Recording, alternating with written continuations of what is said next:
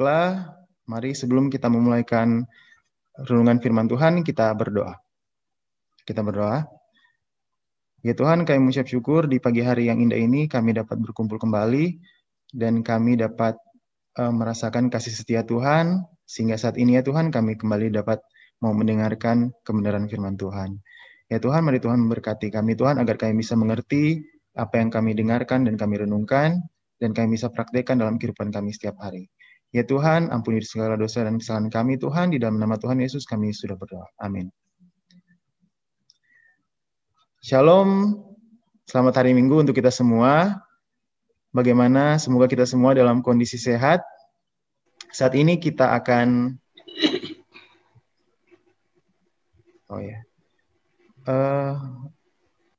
saya mau share screen. Pak Cahyo bisa jadikan saya sebagai host atau co-host? Oh ya, terima kasih. Nah, Bapak Ibu, pembimbing, dan adik-adik semua, saat ini kita akan merenungkan satu bagian firman Tuhan yang diberikan tema yaitu bukan produk massal. Kita akan belajar dari 3 murid Paulus. Sebelum saya lanjut, apakah share screen-nya sudah muncul? Kelihatan, Pak. Oke, terima kasih. Khotbah kita pada hari ini kita akan merenungkan satu kebenaran bahwa Allah yang kita sembah, Allah yang kita puja itu tidak menciptakan manusia yang sama. Allah yang kita sembah itu tidak menciptakan manusia yang sama tetapi berbeda-beda. Kita ini bukan produk massal, ya. Produk massal itu kita bisa ambil contoh kalau di pabrik-pabrik ya. Misalnya sekali tekan tombol itu langsung jadi produk yang sama. Itu sekali jalan bisa bukan cuma satu produk ya, tapi bisa ratusan bahkan ribuan, tapi sama semua gitu. Nah, kita tidak seperti itu ya, saudara-saudara, tapi kita itu produk yang berbeda setiap individunya. Nah, saat ini kita akan belajar firman Tuhan. Mari kita membuka bersama-sama di dalam Efesus 2 ayat 10. Teman-teman semua bisa membukanya di Alkitab, Efesus 2 ayat 10, dan sudah ada juga di share screen-nya. Dan saya akan membacakannya. Efesus 2 ayat 10 berkata, "Karena kita ini buatan Allah, diciptakan dalam Kristus Yesus, untuk melakukan pekerjaan baik yang dipersiapkan Allah sebelumnya. Ia mau supaya kita hidup di dalamnya." Sekali lagi saya bacakan ya. Karena kita ini buatan Allah, diciptakan dalam Kristus Yesus untuk melakukan pekerjaan baik yang dipersiapkan Allah sebelumnya. Ia mau supaya kita hidup di dalamnya. Nah, teman-teman semua, kita bisa lihat di ayat ini ya, ada satu kalimat yang berkata, kita ini diciptakan dalam Kristus Yesus. Itu artinya kita itu diciptakan menjadi manusia baru atau ciptaan baru atau lahir baru. Nah, kemudian di sini juga dibilang kita ini buatan Allah ya, kita ciptaan Allah dan kita diciptakan di dalam Kristus Yesus. Untuk apa? Untuk melakukan pekerjaan yang baik ya, bukan pekerjaan yang tidak baik. Nah, setelah kita diciptakan menjadi manusia baru, lahir baru, maka kita memiliki pekerjaan baik yang dipersiapkan Tuhan dalam kehidupan kita. Nah, teman-teman semua, pekerjaan baik itu setiap orang beda-beda. Setiap orang itu beda-beda pekerjaan baiknya. Tidak ada yang sama. Tidak ada yang sama. Tuhan sudah memberikan, sudah menetapkan dari awal, di ayat ini dibilang dipersiapkan Allah sebelumnya. Jadi sebelum kita lahir, sebelum kita ada di dunia ini, Tuhan sudah menetapkan nanti pekerjaan baik yang Tuhan berikan itu seperti ini. Gitu ya. Dan semua orang itu punya pekerjaan baik yang beda-beda, teman-teman ya. Contoh misalnya, saya sebagai guru misalnya, pekerjaan baik saya. Kemudian ada misalnya Pak Cahyo sebagai pelayan rohaniawan gitu. Kemudian ada yang pengusaha, ada yang guru pun itu beda-beda. Ada guru bahasa Indonesia, misalnya Bu Deslin gitu ya. Pak Robi guru sosiologi, kemudian macam-macam gitu teman-teman ya. Jadi pekerjaan baik kita itu beda-beda.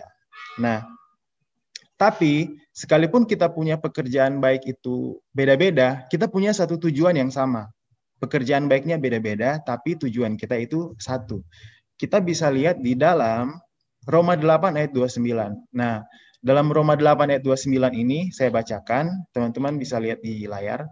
Sebab semua orang yang dipilihnya dari semula, mereka juga ditentukannya dari semula untuk menjadi serupa dengan gambaran anaknya, supaya ia, anaknya itu, menjadi yang sulung di antara banyak saudara.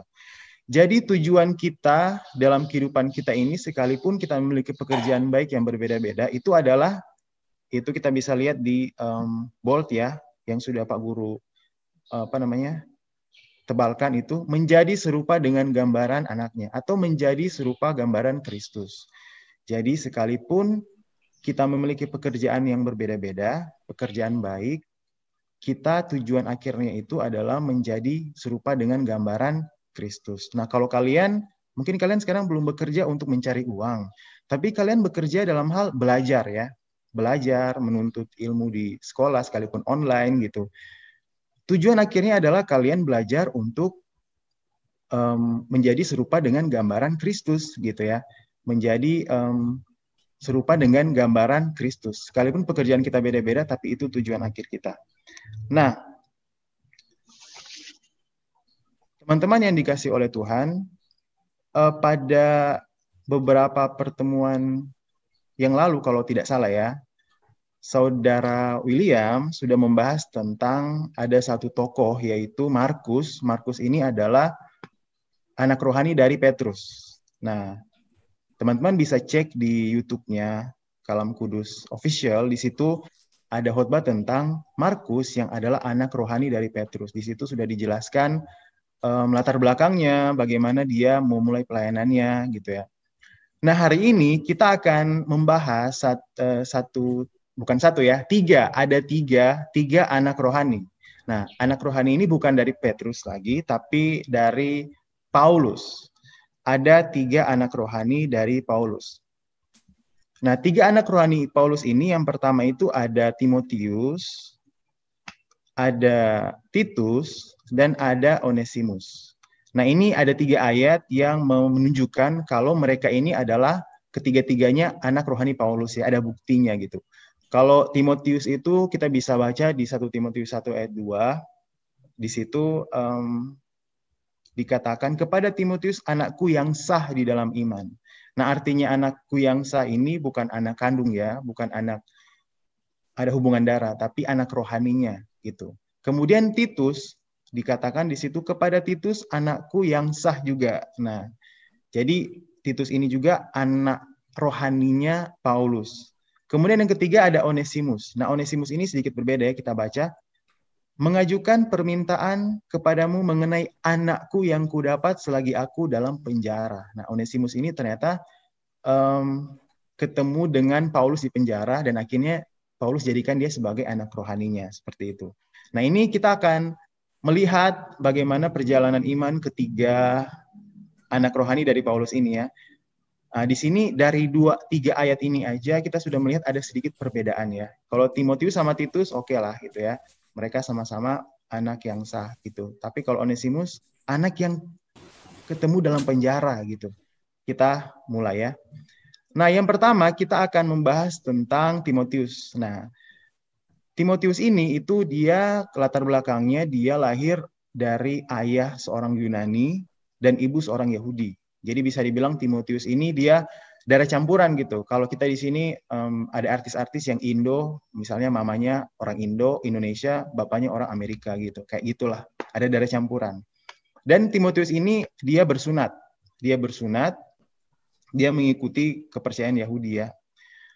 Kemudian kalian pasti sudah tahu ya, Timotius ini dia adalah seorang pengikut Tuhan dari kecil gitu. Dari kecil udah kenal kitab suci. Dia diajarkan oleh neneknya yang namanya Lois dan ibunya Eunike. Nah, Timotius ini sudah mengenal firman Tuhan dari kecil. Jadi bisa dibilang Timotius ini kayak kita lah gitu ya, yang dari kecil udah dibiasakan ke sekolah minggu dengan firman Tuhan, sudah terbiasa dengan lagu-lagu rohani dari kecil gitu, sudah mengenal Tuhan Yesus dari kecil gitu ya. Nah, di sini ada gambar ini Timotius bersama dengan neneknya ya. Kalau nggak neneknya, mamanya gitu. Nah, kemudian ada yang kedua, Ada Titus. Nah, Titus ini kalau kita baca dalam Galatia ada 2 ayat 3, itu dikatakan, tapi kendati pun Titus yang bersama-sama dengan aku adalah seorang Yunani. Jadi Titus ini adalah orang Yunani. Beda dengan Timotius. Kalau Timotius itu orang, mamanya orang Yahudi, papanya orang Yunani, jadi campuran. Kalau Titus memang asli Yunani, tidak ada campuran-campuran. Nah, kemudian Titus ini dia tidak bersunat, ya, karena Yunani kan itu kafir ya. Mereka tidak ada ajaran untuk bersunat gitu waktu itu. Sedangkan Timotius dia bersunat. Jadi itu ya, dari sini kita sudah bisa melihat latar belakang yang berbeda dari kedua tokoh ini. Kemudian yang ketiga, ini ada Onesimus. Nah, Onesimus ini kalau kita baca dalam Filemon 1 ayat 10, mengajukan permintaan kepadamu mengenai anakku yang kudapat selagi aku dalam penjara, yang tadi ya, sudah dibacakan lagi. Jadi Onesimus ini ketemu dengan Paulus di penjara, ya, di penjara. Kemudian berdasarkan catatan, Onesimus ini dia adalah keturunan Yunani, karena arti dari Onesimus itu dalam bahasa Yunani berarti berguna. Jadi Onesimus ini dalam bahasa Yunani itu artinya berguna. Ada satu fakta juga, Onesimus ini dia adalah seorang budak, teman-teman. Dia budak ya, budak kayak yang bekerja kepada seorang tuan gitu. Dia adalah budak. Budak dari siapa? Dari Filemon. Dari Filemon. Jadi tuannya ini Filemon. Onesimus ini budaknya. Dan waktu itu Filemon kabur dari Onesimus kabur dari Filemon gitu waktu itu ya. Mereka tinggal di Kolose. Onesimus kemudian karena dia kabur, dia tertangkap dan dipenjarakan, akhirnya ketemu dengan Paulus. Jadi itu ya ceritanya ya. Kenapa sampai Onesimus ketemu Paulus di penjara? Karena dia kabur dari tuannya Filemon, karena dia kan budak nih. Terus akhirnya dia ditangkap dan dipenjarakan bersama-sama dengan Paulus. Nah, itu latar belakang dari ketiga tokoh ini. Nah, dari sini kita bisa lihat ya, beda sekali cerita hidup mereka gitu. Si Timotius dari kecil udah diajarin firman Tuhan gitu ya. Sekalipun mama papanya beda keturunan, satunya Yahudi, satunya Yunani, kemudian dia juga bersunat gitu ya. Tapi dari kecil dia sudah diajarkan firman Tuhan. Kemudian Titus dia baru kenal Tuhan itu ketika dia ketemu dengan Paulus gitu. Dia orang Yunani dan dia tidak bersunat. Onesimus lagi apalagi, dia orang Yunani otomatis tidak bersunat ya. Tapi dia bukan cuma itu, dia juga budak, teman-teman. Kalau Titus dia bukan budak ya, tapi dia Yunani. Nah, kalau ini orang Yunani, kafir, budak lagi, gitu. Terus masuk penjara lagi. Jadi kehidupan mereka ini beda-beda, teman-teman ya.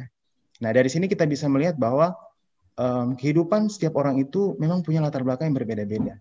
Ini baru 3 orang loh. Bagaimana umat manusia di dunia ini yang ada miliaran.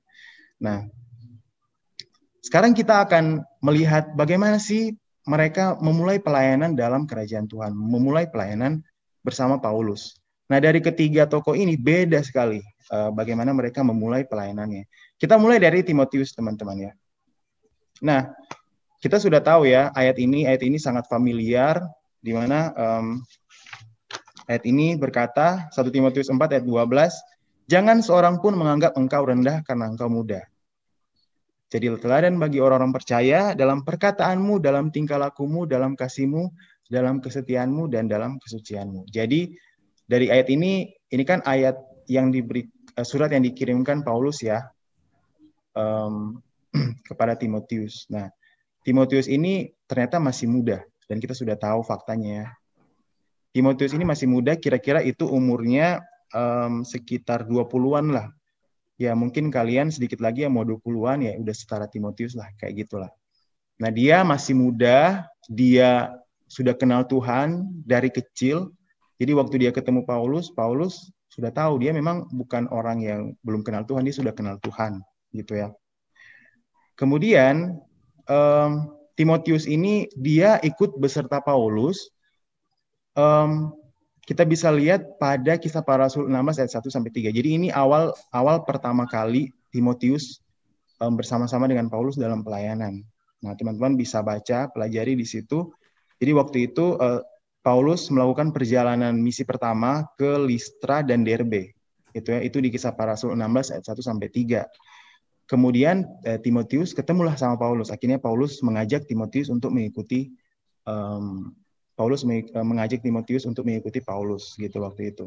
Mulailah saat itu akhirnya Timotius mengikuti Paulus ke kota-kota untuk mengabarkan Injil, melayani, merintis gereja, dan selain itu Timotius juga menjadi wakil Paulus di beberapa gereja. Jadi selain Timotius ikut, sekarang Timotius bukan lagi cuma ikut, tapi dia menjadi wakil Paulus di beberapa gereja. Dan dalam 1 Timotius 1 ayat 3, Timotius ini juga menjadi pendeta.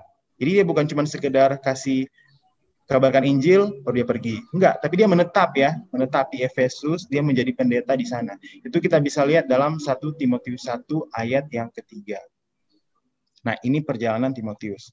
Jadi kita bisa lihat di sini ya, bagaimana Timotius ini benar-benar taat mengikuti Paulus dalam perjalanan pelayanannya.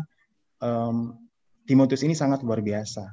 Tapi dari cerita Timotius ini, ada satu hal yang menjadi catatan. Jadi ini kita bisa lihat di dalam 1 Timotius 5 ayat 23 ya. Ini mungkin juga bisa jadi pelajaran buat kita. Timotius ini dia memiliki ya bisa dibilang satu penyakit lah, yaitu dia punya penyakit kronis tentang di bagian perut, pencernaan gitu. Kalau penyakit kronis ini berarti gangguan kesehatan yang menahun ya. Jadi bukan cuma sekali sakit hilang, nggak gitu. Jadi dia menahun, sudah parah istilahnya gitu. Yang menarik di sini adalah ketika Timotius sakit seperti ini, dia dikasih nasihat sama Paulus waktu itu. Paulus bilang begini, janganlah lagi minum air saja, melainkan tambahkanlah anggur sedikit berhubung pencernaanmu terganggu oleh tubuhmu sering lemah. Jadi di sini Paulus memberikan nasihat yang alami gitu ya. Kalau mau sembuh, jagalah kesehatan seperti itu. Kalau mau dipikir kenapa waktu itu Paulus, kan kasihan nih Timotius udah ikut dalam perjalanan pelayanan. Kenapa enggak Paulus gunakan karunia untuk menyembuhkan aja gitu kan. Sekali berdoa langsung sembuh dalam nama Yesus. Bisa aja kan. Tapi ternyata di sini Paulus mau mengajarkan bahwa kadang Tuhan tidak Tuhan tidak berkehendak untuk kalau kita sakit langsung sembuh. Enggak. Kadang memang Tuhan izinkan ketika kita sakit, kita harus melalui proses untuk penyembuhannya secara alami gitu teman-teman. Kalau kita kaitkan sekarang dengan COVID ya, banyak sekali saudara-saudara kita, teman-teman kita dalam pekerjaan, mungkin orang tua kita, adik kita, oma kita, opa kita, anak-anak kita kena positif COVID gitu. Ada orang yang sekali kena, hari ini positif, besok udah negatif gitu. Ada yang hari ini positif, dia sampai berminggu-minggu, bahkan berbulan-bulan mungkin ya. Beda-beda, ya itu tergantung imunitas gitu ya. Tapi kenapa itu terjadi? Karena memang Tuhan kadang mengizinkan kita untuk harus mengikuti secara alamiahnya tubuh kita gitu. Ada juga memang orang-orang yang diizinkan Tuhan untuk mengalami yang namanya mujizat yang luar biasa. Misalnya sekali berdoa ya kita bisa lihat ya. Itu kan ada juga sekali berdoa ya, di Alkitab juga ada. Didoakan langsung sembuh, mata bisa melihat, kemudian lumpuh bisa berjalan. Tapi ada juga orang-orang yang mereka harus melewati proses yang ada untuk bisa sembuh. Jadi mungkin kalau kita sekarang ya berarti kita harus jaga prokes ya, protokol kesehatan supaya tidak terkena virus. Tapi yang paling penting meningkatkan imunitas karena mau tutup berapa lapis pun hidung kita namanya virus dia pasti akan bisa mencari celah untuk masuk. Jadi yang paling penting imunitas kita tingkatkan dengan olahraga. Berarti sekarang kita harus rajin olahraga, kemudian makan makanan yang sehat gitu ya. Nah itu sedikit tentang perjalanan pelayanan Timotius. Kemudian selanjutnya ada satu hal lagi tentang Timotius ini yang menjadi pelajaran buat kita dalam 2 Timotius 2 ayat 2. Apa yang telah engkau dengar daripadaku di depan banyak saksi, percayakanlah itu kepada orang-orang yang dapat dipercaya yang juga cakap mengajar orang lain. Jadi Paulus mau mengajarkan kepada Timotius apa yang Timotius sudah dapat, jangan pendam ya, tapi harus ajarkan kepada orang lain juga. Atau kalau di sini kita bilangnya memuridkan gitu. Nah, biasanya ini di kelompok-kelompok cross gitu ya, atau ada KTB-KTB. Nah, kita kan memuridkan saudara-saudara kita, supaya saudara-saudara kita juga bisa memuridkan orang lain. Nah, ini penting untuk kita jaga terus supaya ke depannya betul-betul Injil bisa tersebar gitu. Nah, selanjutnya Titus. Nah, Titus ini perjalanan pelayanan juga berbeda dengan Timotius. Jadi waktu itu Titus ini ketemu dengan Paulus dan Titus ini diinjili oleh Paulus dan akhirnya dia mengikut Tuhan. Nah, di sini Titus 1 ayat 4 tadi sudah kita baca ya, bahwa Titus ini adalah anak rohani dari Paulus. Nah, kalau kita lihat dalam Kisah Para Rasul 15 ayat 2, itu tercatat pelayanan pertama Titus untuk mengikuti Paulus. Nah, di situ kita baca Kisah Para Rasul 15 ayat 2, di layar sudah ada ya. Akhirnya ditetapkan supaya Paulus dan Barnabas serta beberapa orang lain. Nah, catatannya beberapa orang lain ini itu termasuk di dalamnya adalah Titus. Nah, Titus, Paulus, dan Barnabas ini mereka pergi ke Yerusalem dari Antioquia untuk ada sebuah rapat seperti itu ya, untuk bertemu dengan rasul-rasul dan penatua-penatua. Jadi waktu itu, itulah pertama kali dicatat di Alkitab, Titus melakukan perjalanan pelayanan bersama dengan Paulus waktu itu. Nah, kemudian setelah itu Titus pergi ke Korintus waktu itu untuk melayani gereja di sana. Dan setelah itu dari di Korintus dia kembali lagi ke Filipi bersama kembali dengan Paulus di Filipi. Itu perjalanan pelayanan Titus ya. Nah, dalam kehidupan pelayanan Titus ini ada hal-hal yang kita baca ya di Alkitab. Titus ini ternyata dia dipercayakan oleh Paulus untuk mengorganisir. Jadi Titus ini dia punya kemampuan mengorganisir yang baik. Dia selain dia bisa melayani, menginjil, dia bisa mengorganisir persembahan, dia bisa mengorganisir jemaat yang ada di kota-kota. Banyak hal yang dia lakukan dalam hal administrasi. Jadi Titus ini dia dikenal sebagai administrator yang handal waktu itu ya. Dan ini memang kemampuannya. Sehingga kita bisa belajar dari Titus, dia ini punya wawasan yang luas ya. Dia orangnya yang punya kasih, dia sangat antusias dan sangat inisiatif. Terlihat dari pekerjaannya, dia bukan cuma melayani, tapi dia punya kemampuan mengadministrasi gereja-gereja waktu itu dengan sangat baik sehingga bisa berkembang, dan dia juga punya tugas untuk ajarannya itu harus tetap gitu, jangan diubah-ubah, jangan ditambah seperti itu. Jadi dia sangat-sangat menjadi contoh. Titus ini sangat baik teman-teman. Kemudian ada yang ketiga, nah ini beda nih, ini beda sekali. Kalau Timotius tadi dia mengikuti pelayanan yang panjang dan menjadi seorang stay di Efesus dan menjadi pendeta di sana. Titus dia juga menjalani pelayanan yang panjang dan dia menjadi administrator di gereja, dia melayani gitu kan, dan dia akhirnya kembali dengan Paulus. Onesimus ini ceritanya berbeda teman-teman semua. Jadi waktu itu ketika dia menjadi budak di Filemon kan, dan dia akhirnya melarikan diri dari Filemon, akhirnya dia ditangkap, dia masuk penjara. Di penjara dia ketemu dengan Paulus, teman-teman. Dan akhirnya kesempatan itulah Paulus gunakan karena sudah ketemu, dia diinjili oleh Paulus. Jadi si Onesimus diinjili oleh Paulus di penjara. Kemudian satu hal yang menarik dalam Kolose 4 ayat 9, di situ dibilang, ia kusuruh bersama-sama dengan Onesimus, saudara kita yang setia dan yang kekasih. Jadi Paulus ternyata menyatakan si Onesimus ini dia orang yang setia dan kekasih, gitu teman-teman. Karena mungkin awalnya kita pikir Onesimus ini orangnya kayak kurang ajar gitu. Dia lari dari dia punya majikan, nggak bertanggung jawab gitu. Ya namanya manusia, mungkin dia punya salah dan dosa juga ya. Tapi beginilah cara Tuhan memakai kondisi-kondisi kita ya. Kita lihat Onesimus ini ternyata malah di penjara lah, di akhirnya dia bisa mendengarkan Injil gitu. Ya inilah cara Tuhan memakai kondisi-kondisi keadaan kita yang berbeda untuk bisa kita mengenal Tuhan lebih dalam. Kemudian akhirnya ketika dia menjalani kehidupannya di penjara bersama dengan Paulus, dia diinjil, diajarkan firman Tuhan. Onesimus akhirnya diminta oleh Paulus untuk kembali sudah ke tuannya, Filemon, gitu. Kembali ke sana, bangun lagi hubungan yang baik dengan Filemon, gitu. Jadi Paulus mendukung Onesimus kembali ke Filemon. Tapi di satu sisi juga Paulus minta ke Filemon, tolong Filemon, kau terima lagi Onesimus. Tapi yang menarik adalah teman-teman, Paulus minta supaya Filemon ini menerima si Onesimus ini bukan lagi sebagai budak, tapi sebagai saudara seiman. Ya, karena Onesimus kan sudah diinjili dan sudah percaya kepada Tuhan.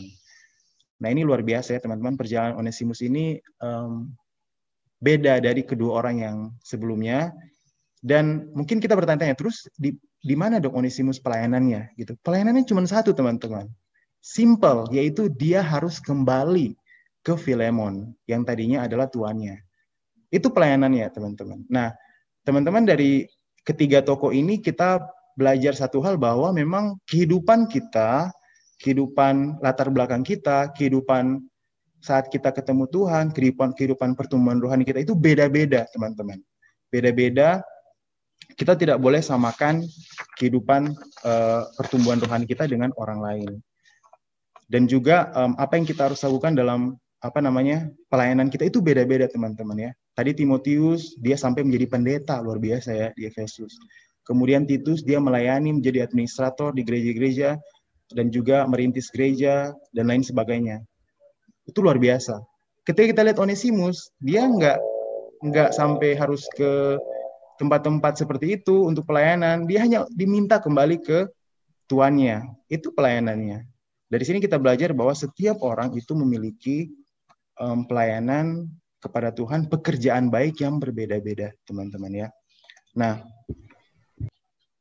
aplikasi apa yang kita bisa pelajari dari pembelajaran kita saat ini? Yang pertama, teman-teman, ketika kita sudah lahir baru, diciptakan baru, gitu ya, sudah bertobat, dan kita sudah menerima Tuhan sebagai juru selamat kita, Tuhan Yesus, dan kita diberikan pekerjaan baik. Yang pertama kita harus lakukan itu, pekerjaan itu dengan baik dan setia. Kita bisa lihat dalam Matius 25 ayat 21 dan Pengkhotbah 9 ayat 10. Pak Guru, saya bacakan. Dalam Matius 25 ayat 21 berkata, maka kata tuannya itu kepadanya, baik sekali perbuatanmu, hai hambaku, yang baik dan setia. Engkau telah setia dalam perkara kecil, aku akan memberikan kepadamu tanggung jawab dalam perkara yang besar.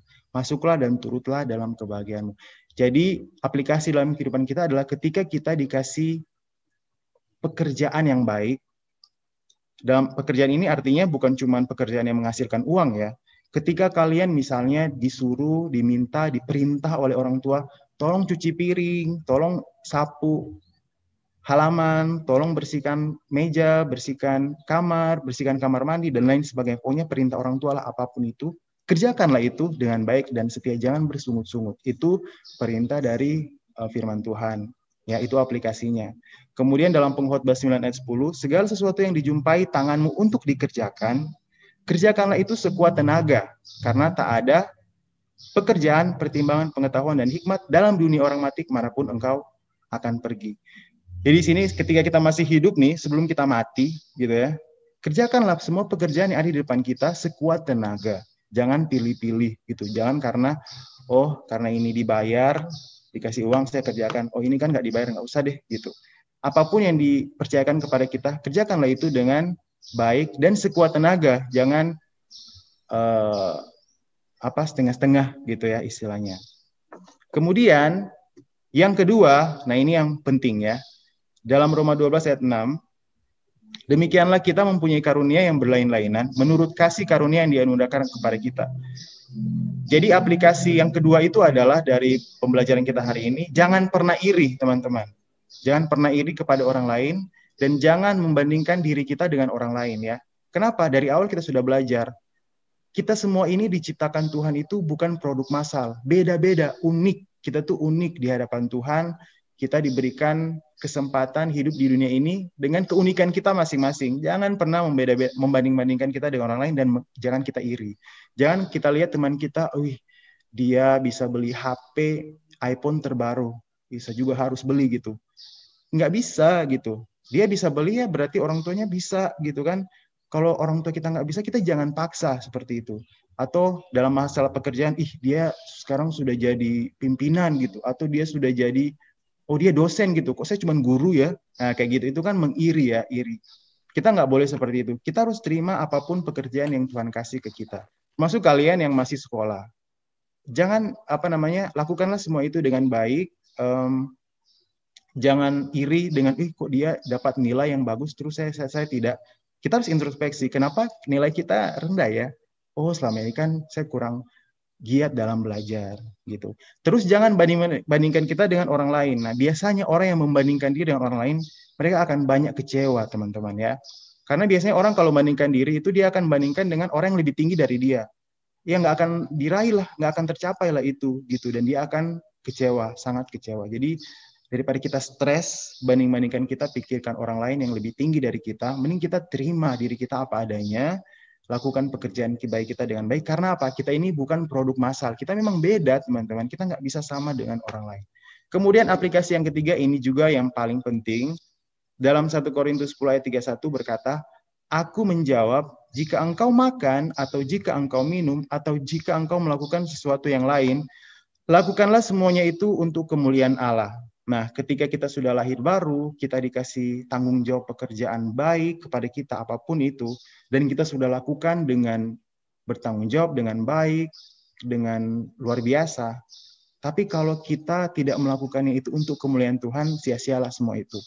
Jadi yang aplikasi yang ketiga itu adalah fokus menjadi serupa dengan Kristus dan memuliakan Bapa yang di sorga. Jadi apapun pekerjaan yang kita lakukan, baik kita sebagai seorang siswa belajar ya, membantu orang tua di rumah, sebagai seorang yang sudah bekerja, pengusaha, guru, dokter, apapun itu, kita harus melakukan semua itu dengan fokusnya itu kepada Tuhan untuk menjadi serupa dengan Kristus, gitu.